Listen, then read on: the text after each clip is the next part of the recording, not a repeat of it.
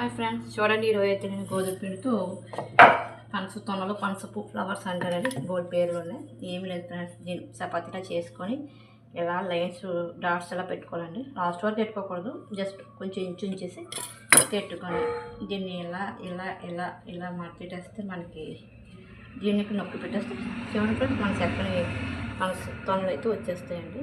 ఇంకొకసారి మీకు ఫోల్డింగ్ చూపిస్తున్నాను. ఇదే ఎలా తిప్పితే గీతలకి మన పనసతోలు నీట్గా కనిపిస్తాయి. ఇదిగోండి చూడండి ఫ్రెండ్స్, మన పనసతోలు అయితే నీట్ ఆయిల్లో కూడా వేస్తారంటే ఆయిల్లో కూడా కాగుతుంది.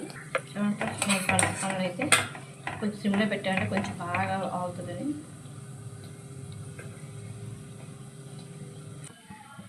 చూడండి ఫ్రెండ్స్, బాగా కాగినప్పుడు తీసేస్తామండి.